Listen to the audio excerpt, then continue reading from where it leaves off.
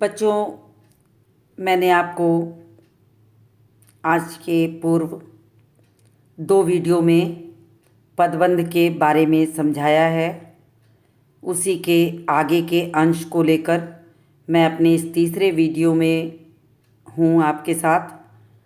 तो अगर आप में से किसी ने पहले और दूसरे वीडियो को नहीं देखा है तो उसे देख लीजिए, क्योंकि तीसरा वीडियो में ये शेष भाग हो गया पहले और दूसरे का।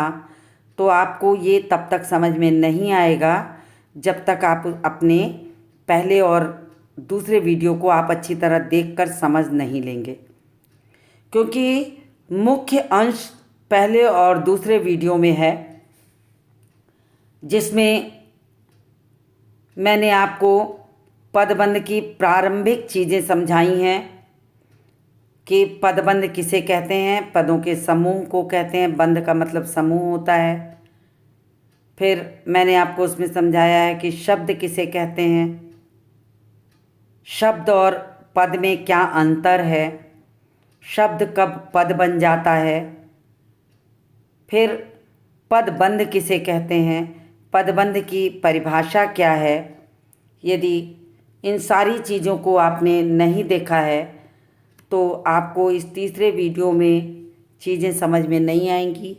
इसलिए मैं आपसे बार बार कहूँगी कि आप इसको देखने के पूर्व पहले और दूसरे वीडियो को ज़रूर देखें, नहीं तो आपको पदबंध की जो जानकारी है वो अधूरी होगी और अधूरी जानकारी समझ में नहीं आती। तो मैं चौथे पदबंध को बताने के पूर्व एक बार दोहरा के आपको ऊपर पदबंध के भेद पर ले आती हूँ। पदबंध के भेद नाम के तौर पर आपको सिर्फ दिखा दूँ कि पदबंध के 5 प्रकार होते हैं। पांचों प्रकार का नाम है संज्ञा पदबंध, सर्वनाम पदबंध, विशेषण पदबंध, क्रिया पदबंध, क्रिया विशेषण पदबंध।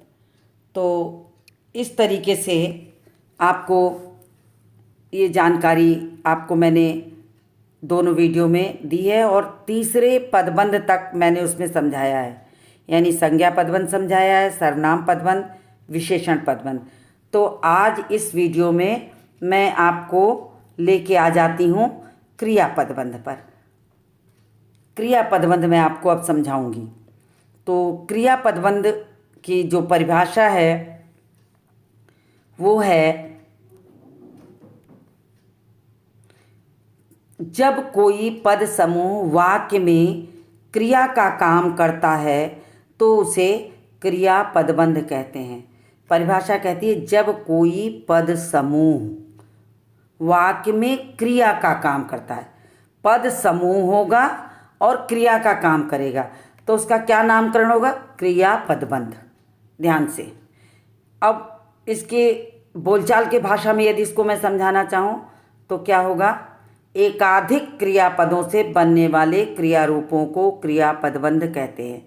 एकाधिक का मतलब एक से अधिक क्रियापदों से बनने वाले क्रिया रूपों को क्रिया पदबंध कहते हैं। कहने का मतलब किसी एक क्रिया को संपन्न करने के लिए अनेक क्रिया शब्दों का एक जो समूह बन जाता है, एक जो पदबंध बन जाता है, उसे हम कहते हैं क्रिया पदबंध। ध्यान दीजिएगा, किसी एक क्रिया को संपन्न करने के लिए क्रिया का एक समूह बनेगा, क्रिया का एक पदबंध बनेगा, जिसे हम कहेंगे क्रिया पदबंध। तो अपनी बात को स्पष्ट करने के लिए मैं आगे उदाहरण पे आती हूँ और उदाहरण को पढ़ के आपको समझाती हूँ। पहला उदाहरण है, छात्र पढ़कर सो गया। छात्र पढ़कर सो गया। अब देखिए यहाँ पर कितनी क्रियाएं हैं जो सिर्फ एक क्रिया को इंगित कर रही हैं। पढ़ कर सो गया है, पढ़ना, करना, सोना, जाना, होना, ये इतने क्रिया शब्द हैं, लेकिन इन सारे क्रिया शब्दों का प्रयोग किसी एक क्रिया के लिए किया गया है, पढ़कर सोने के लिए। सोने के लिए, मुख्य रूप से सोने के लिए। लेकिन इस सब को मिलाकर एक कार्य हो रहा है, पढ़कर सो गया है। अब यहाँ पर यही क्रिया समूह तैयार हुआ है, पढ़कर सो गया है। ये यहाँ पर क्रियापद बंध है। जो मैंने आपको रेखांकित किया है इसी को कहेंगे क्रियापद बंध। ये आपका बन गया क्रियापद बंध। दूसरे वाक्य में है मैं पढ़ सकता हूँ। दूसरे वाक्य में है मैं पढ़ सकता हूँ। तो यहाँ पर क्या हुआ है, पढ़ना भी क्रिया है, सकना भी क्रिया है, होना भी क्रिया है। लेकिन यहाँ पर सारे क्रिया शब्दों को मिलाकर एक क्रिया का योग बनाया गया है, एक क्रिया का समूह बनाया गया है, पढ़ सकता हूँ। यहाँ पर ये क्रियापद बंध हुआ। अब तीसरा वाक्य है तुम काम करना चाहते हो। तुम काम करना चाहते हो। तो यहाँ पर देखिए समूह बन रहा है, काम को करने के लिए प्रेरित किया जा रहा है, तो करना, चाहना, होना। लेकिन तीनों को मिला करके एक क्रिया बन रही कि काम को संपन्न करने की क्रिया दिखाई जा रही, करना चाहते हो। तो ये एक क्रिया हो गई। यहाँ पर ये क्रियापद बंध है। तीनों में मैंने आपको बता दिया और परिभाषा बिल्कुल सिद्ध हो रही है कि जब कोई पद समूह क्रिया का काम करता है तो यहाँ पर ये सारा एक क्रिया का काम कर रहा है, ये नीचे वाला भी एक क्रिया का काम कर रहा है, इसलिए ये क्रिया का पदबंध बन रहा, क्रियापद समूह तैयार हो रहा है, इसलिए इसको हम कहेंगे क्रियापद बंध। एकाधिक क्रियापदों से बनने वाला ये रूप है जिसको हम क्रियापद बंध कह सकते हैं। तो मैंने आपको यहाँ पर रेखांकित करके दिखा दिया कि कैसे क्रियापद बंध बन रहा है। अब मैं आगे के वाक्य पे आ जाती हूँ और आगे का वाक्य आपको समझाती हूँ। आगे का वाक्य है कुसुम कलम से पत्र लिख रही है। कुसुम कलम से पत्र लिख रही है। अब देखिए पत्र लिख रही है, लिखने का काम हो रहा, लिखना, रहना, होना, पत्र लिख रही है, ये आपका बन गया क्रियापद बंध। ये समूह बन गया क्रियापद बंध का।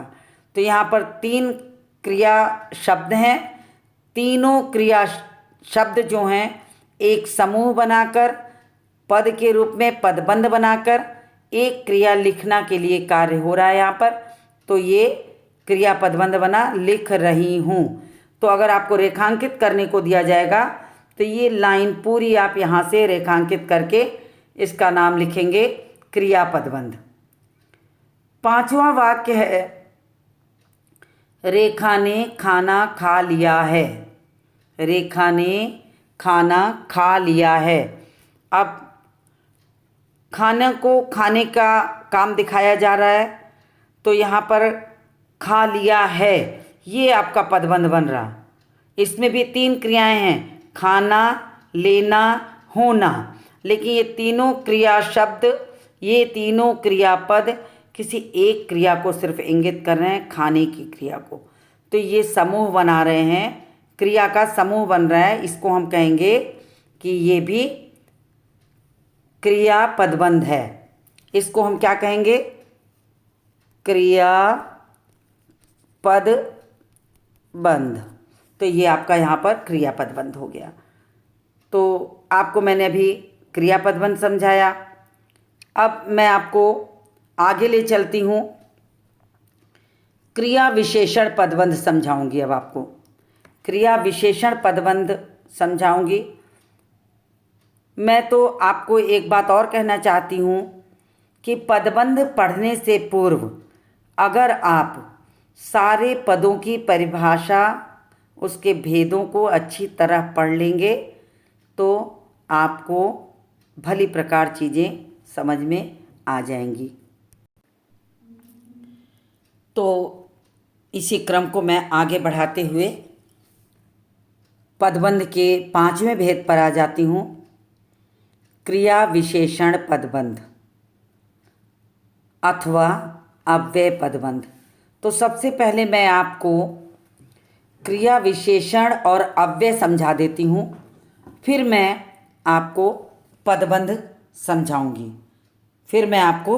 समझाऊंगी। तो सबसे पहले आप क्रिया विशेषण की परिभाषा जान लीजिए कि क्रिया विशेषण किसे कहते हैं।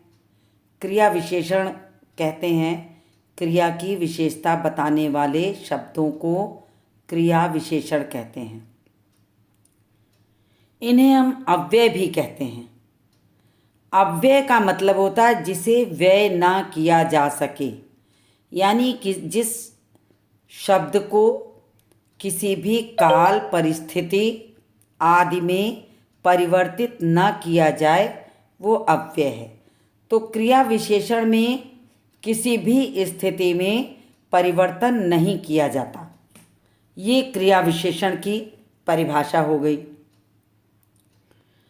अगर क्रिया विशेषण की परिभाषा आपको अच्छे से आती है तो आपको आगे की चीज़ें भी समझ में आ जाएंगी।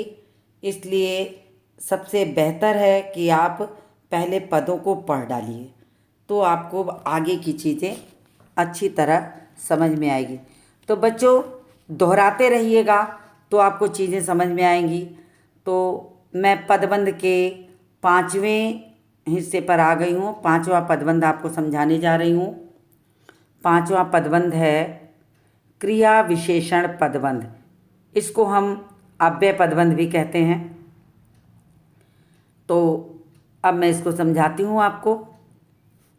जब कोई पद समूह व क्रिया विशेषण अथवा अव्यय का काम देते हैं तो क्रिया विशेषण अथवा अव्यय पदबंध कहलाते हैं।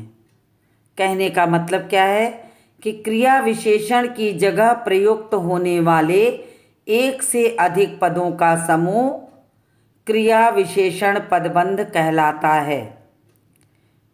क्रिया विशेषण वे शब्द हैं जो क्रिया की विशेषता बताते हैं।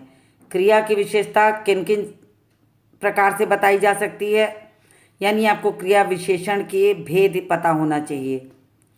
तो क्रिया विशेषण के भेदों में आ जाएगा कि रीतिवाचक क्रिया विशेषण, परिमाणवाचक क्रिया विशेषण, कालवाचक क्रिया विशेषण और स्थानवाचक क्रिया विशेषण होते हैं।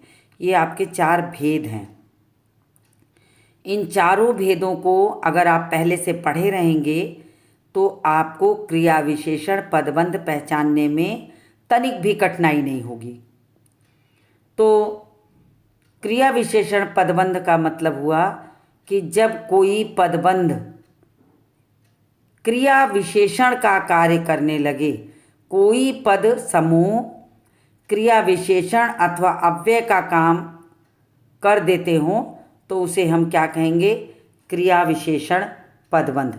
ध्यान दीजिएगा, जब कोई पद समूह क्रिया विशेषण अथवा अव्यय का काम करेंगे तब जाकर वो क्रिया विशेषण पदबंध कहलाते हैं। ध्यान देने की बात है कि साधारण बोलचाल में अगर इसको बताएं कि क्रिया विशेषण की जगह प्रयुक्त होने वाले एकाधिक पदों का जो समूह बनेगा उसी को हम कहते हैं क्रिया पदबंध। और क्रिया विशेषण कौन से शब्द होते हैं वो मैंने आपको बता ही दिया कि क्रिया विशेषण कौन से शब्द होते हैं। तो इन चीज़ों को आप ध्यान से देख लीजिए और फिर मैं आपको आगे समझाती हूँ। क्रिया विशेषण पदबंध में शीर्ष के स्थान पर कोई क्रिया विशेषण शब्द ही आता है। इसके मुख्यतः 3 भेद हैं। मैंने आपको क्रिया विशेषण के भेद अभी समझाया था, लेकिन क्रिया विशेषण पदबंध के मुख्यतः 3 भेद हैं। ध्यान दीजिएगा, क्रिया विशेषण पदबंध के शीर्ष के स्थान पर, शीर्ष और आश्रित पहले और दूसरे वीडियो में मैंने अलग करके आपको दिखाया है। तो शीर्ष के स्थान पर जब कोई क्रिया विशेषण शब्द आता है तो उसी से उसकी विशेषता बताने वाले समूह को हम रेखांकित करेंगे। इस आधार पर क्रिया विशेषण पदबंध के मुख्यतः 3 भेद हैं। पहला है समयवाचक क्रिया विशेषण, दूसरा है स्थानवाचक क्रिया विशेषण और तीसरा है रीतिवाचक क्रिया विशेषण। ये तीनों चीज़ें आप अच्छी तरह से याद कर लीजिएगा, तब आपको सारी चीज़ें समझ में आएंगी। तो इसको मैं आगे बढ़ के आपको समझाती हूँ। सबसे पहले मैं आती हूँ समयवाचक क्रिया विशेषण पर। अब देखिए, समयवाचक क्रिया विशेषण में पहचान करनी होगी कि अंधेरा हो जाने के बाद घर से नहीं निकलना चाहिए। अब यहाँ पर एक समय की सूचना ज़रूर मिलनी चाहिए। वो समय की सूचना इस वाक्यांश के अंदर दिखाई पड़नी चाहिए। तो सबसे पहले इसकी क्रिया क्या है? निकलना चाहिए, नहीं निकलना चाहिए। और उसके साथ उसकी विशेषता क्या बताई जा रही है? अंधेरा हो जाने के बाद घर से नहीं निकलना चाहिए। अब आपको यहाँ पर आपको रेखांकित करना है क्रिया विशेषण पदबंध को, जो कि समयवाचक क्रिया विशेषण है। एक समय निश्चित कर रहा है कि अंधेरा हो जाने के बाद, यानी ये समय बता रहा।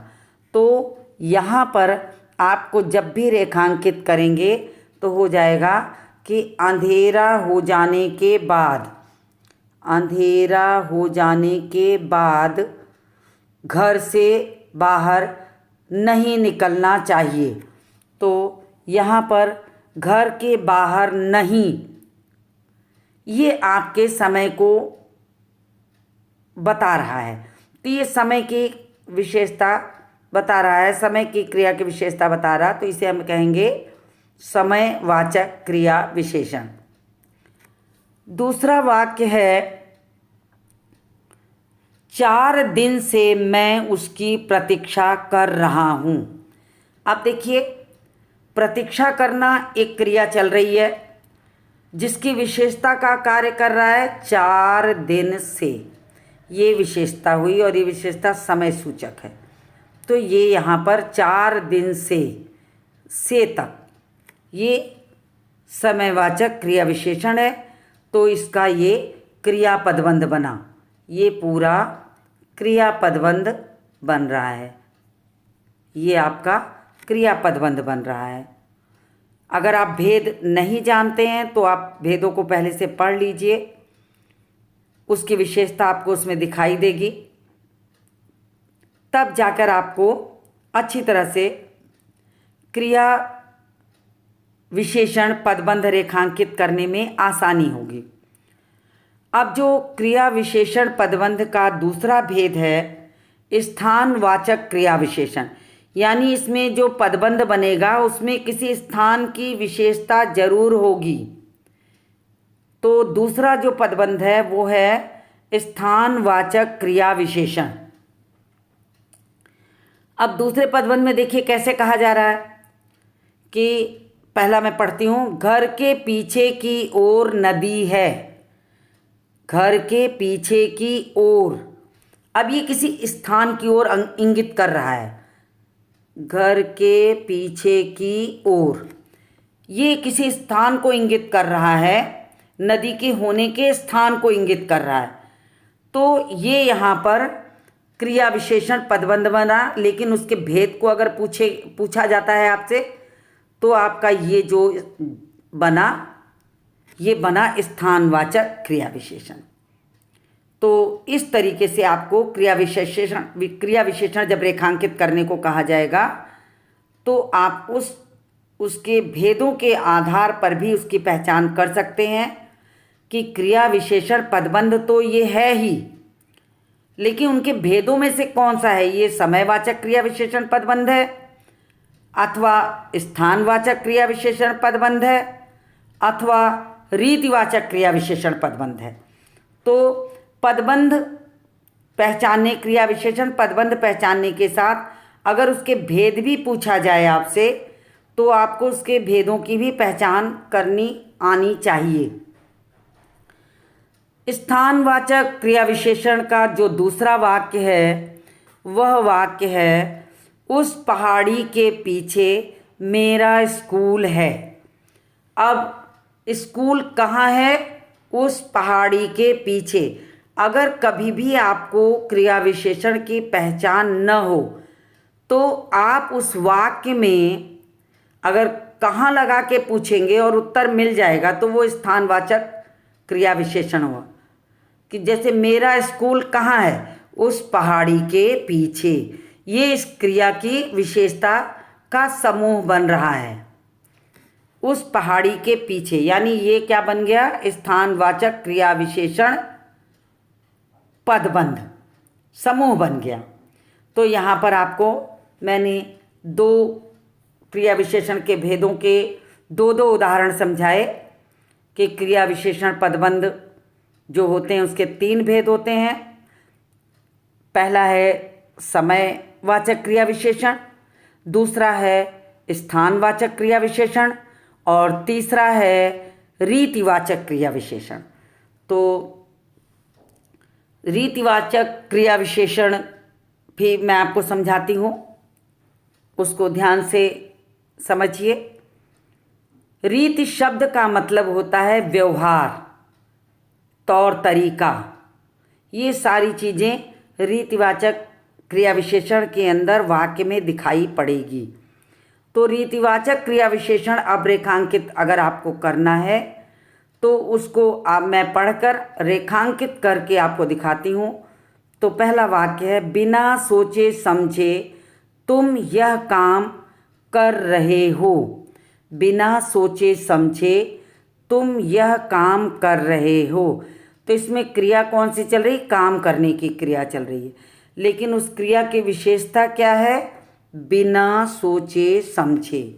यानी आपका पदबंध क्या बन रहा है? बिना सोचे समझे। ये आपका पदबंध बन रहा है। और इसका भेद पूछा जाएगा तो ये भेद हो जाएगा रीतिवाचक क्रिया विशेषण। मुझे लगता है आपको समझ में आ रहा होगा। मैंने उसे इसीलिए रेखांकित करके आपको समझा दिया है ताकि आपको आसानी से समझ में आ जाए कि बिना सोचे समझे ये पदों का जो समूह है वो क्रिया विशेषण पदबंध है। लेकिन क्रिया विशेषण के भेदों की अगर बात करते हैं तो ये समूह जो होगा रीतिवाचक क्रिया विशेषण पदबंध समूह कहलाएगा। इस तीसरे वाले का दूसरा वाक्य मैं पढ़ती हूँ, उसको ध्यान से सुनिए। वह धीरे धीरे बड़बड़ाता हुआ जा रहा था। वाक्य है कि वह धीरे धीरे बड़बड़ाता हुआ जा रहा था। अब देखिए क्रिया कौन सी चल रही है? क्रिया चल रही है जाने की, लेकिन उस क्रिया की विशेषता क्या बताई जा रही? धीरे धीरे बड़बड़ाता हुआ। अब देखिए ये समूह बन रहा है, धीरे धीरे बड़बड़ाता हुआ। ये आपका क्रिया पदबंध बना है। ये पूरा यहाँ से लेकर बड़बड़ाता हुआ तक, ये बड़बड़ाता हुआ तक जब क्रिया समूह आपका बन रहा है। लेकिन अगर इसके भेद की बात करेंगे तो ये आपका क्रिया विशेषण पदबंध जो है वो उसका प्रकार अगर पूछेंगे तो आपका ये रीतिवाचक क्रिया विशेषण का प्रकार माना जाएगा, क्योंकि इसमें एक व्यवहार दिखाया जा रहा, धीरे धीरे बड़बड़ाता हुआ। तो ये आपका रीतिवाचक क्रिया विशेषण बन गया। अब मैं आगे बढ़ती हूँ और आगे बढ़ते हुए आपको कुछ और उदाहरण देकर समझाती हूँ कि इन उदाहरणों में कैसे क्रिया विशेषण पद को रेखांकित करेंगे। इन उदाहरणों को समझाने के पूर्व मैं आपको पुनः एक बार क्रिया विशेषण पदबंध को संक्षेप में समझा दे रही हूँ, क्योंकि क्रिया विशेषण शब्द का मतलब ही होता है वह शब्द जो क्रिया की विशेषता बताता हो। अब यहाँ पर क्रिया विशेषण का पदबंध बनेगा, यानी कि क्रिया विशेषण पदों का एक समूह बनेगा, तभी जो किसी क्रिया के लिए कार्य करेगा तो तभी हम जाकर उसे कहेंगे कि ये क्रिया विशेषण पदबंध है। तो इस आधार पर अगर हम क्रिया विशेषण पदबंध को विभाजित करें तो इसके 3 प्रकार होते हैं। पहला होता है समयवाचक क्रिया विशेषण, दूसरा होता है स्थानवाचक क्रिया विशेषण और तीसरा होता है रीतिवाचक क्रिया विशेषण। तो ये तीनों जो होते हैं क्रिया विशेषण अपने अंदर एक खासियत दिखाते हैं। क्रिया की विशेषता किस चीज़ की दिखाते हैं? वो चीज़ होती है, एक समयवाचक में समय की विशेषता होगी, स्थानवाचक में स्थान की विशेषता होगी और रीतिवाचक में रीति या व्यवहार की विशेषता होगी। तो इस तरीके से तीनों में ये खासियत दिखाई जाती है। तो क्रिया विशेषण पदबंध के तीनों भेद मैंने अभी आपको समझाए, तीनों को रेखांकित करके आपको दिखाया कि कैसे ये क्रिया विशेषण हुए। इन तीनों को समझाने के बाद अब मैं 5 वाक्य आपको रेखांकित करने को अगर दूं तो संभवतः आप बहुत आसानी से रेखांकित कर लेंगे। मैं आपको रेखांकित करके दिखाती हूँ। इस तरह से अगर मैं आगे बढ़ूँ तो बारी आती है क्रिया विशेषण पदबंध के अन्य उदाहरणों को रेखांकित करें। अब मैं आपको इसको समझाऊंगी, आप मेरी बात को ध्यान से देखिए। वाक्य पढ़ती हूँ फिर मैं इसको रेखांकित करूँगी। तो पहला वाक्य है, कश्मीर से कन्याकुमारी तक भारत एक है। वाक्य है, कश्मीर से कन्याकुमारी तक भारत एक है। और इसमें आपको प्रश्न मान लीजिए दिया गया है कि क्रिया विशेषण पदबंध रेखांकित करें। तो इसको रेखांकित करेंगे कश्मीर से कन्याकुमारी तक। ये आपका हो गया क्रिया विशेषण पदबंध। क्रिया विशेषण पदबंध, ये आपका क्रिया विशेषण पदबंध हो गया। अब मैं दूसरा वाक्य पढ़ती हूँ। पिछले दिनों की अपेक्षा आज गर्मी अधिक है। वाक्य है कि पिछले दिनों की अपेक्षा आज गर्मी अधिक है। अब इसमें भी आपको क्रिया विशेषण रेखांकित करना है। तो क्रिया विशेषण इसमें रेखांकित करने के लिए आपको पहचानना पड़ेगा कि कौन सा पदबंध है जो क्रिया विशेषण का कार्य कर रहा है। तो मैं पहले रेखांकित करती हूँ, आप उसको ध्यान से देखिए। पिछले दिनों की अपेक्षा, ये हो गया आपका पिछले दिनों की अपेक्षा। ये आपका क्रिया पदबंध, क्रिया विशेषण पदबंध मैंने आपको रेखांकित करके दिखा दिया। तो आपका ये क्रिया विशेषण पदबंध बन गया। अब तीसरे वाक्य पर आती हूँ। तीसरा वाक्य है, वह पहले से बहुत धीरे बोली। वह पहले से बहुत धीरे बोली। अब यहाँ पर बोलना क्रिया है और उसकी विशेषता हो रही बहुत धीरे से, यानी ये पदबंध है, क्रिया विशेषण पदबंध यही है, बहुत धीरे से। तो यहाँ से लेकर यहाँ तक बहुत धीरे से बोली, ये आपका क्रिया विशेषण पदबंध, क्रिया विशेषण पदबंध बन गया। फिर चौथे वाक्य पर आती हूँ। चौथा वाक्य है, मित्र मंडली के साथ राम घर पर बैठा है। मित्र मंडली के साथ राम घर पर बैठा है, ये हो गया। इसमें भी आपको क्रिया विशेषण पदबंध रेखांकित करना है। तो बैठने की क्रिया निकालनी है, कि बैठने की क्रिया कौन सा बता रहा है कि राम घर पर बैठा है। तो बैठने की क्रिया की क्या विशेषता है? मित्र मंडली के साथ बैठने की ये विशेषता हो रही कि कैसे बैठा है? मित्र मंडली के साथ। तो पदबंध ये बन रहा है, क्रिया विशेषण पदबंध, क्योंकि यही बैठने की विशेषता को बता रहा है। तो यहाँ पर चौथा जो वाक्य है उसमें क्रिया विशेषण पदबंध बनेगा मित्र मंडली के साथ। अब मैं पांचवा पदबंध पूछने के लिए पांचवा वाक्य पढ़ती हूँ। पांचवा वाक्य है नित्य प्रति की भांति वह स्कूल चला गया। नित्य प्रति की भांति वह स्कूल चला गया। अब यहाँ पर स्कूल जाने के लिए यानी स्कूल चला गया, चले जाने की, चला जाना, चला गया ये की क्रिया है और उसकी विशेषता हो गई नित्य प्रति की भांति, ये विशेषता बन गई। तो और क्रिया कौन सी है? चला गया।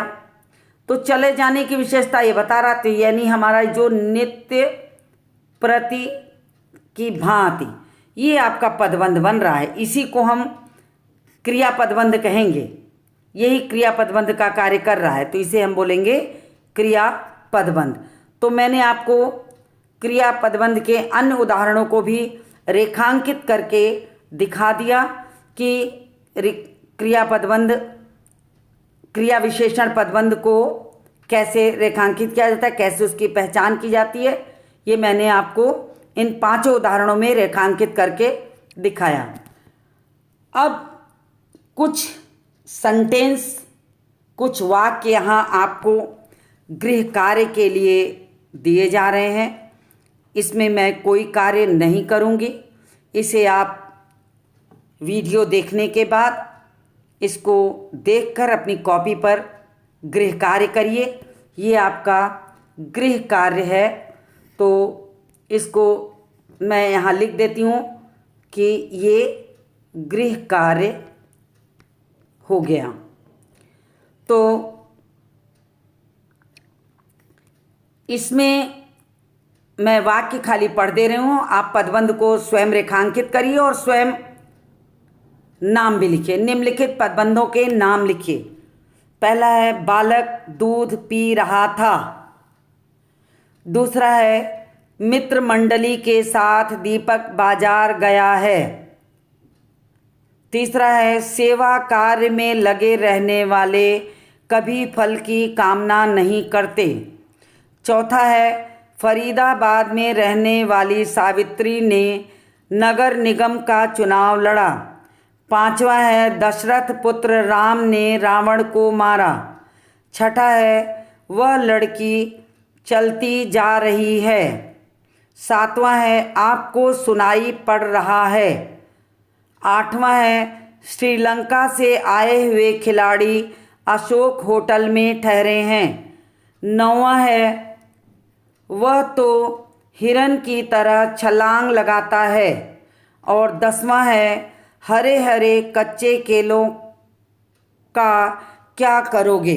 अब इसमें आपका गृह कार्य है कि आप इसमें पदबंध को पहचानिए, रेखांकित करिए, रेखांकित करके उसका नाम लिखिए और अपनी कॉपी पे करके आप मुझे मेल करिए।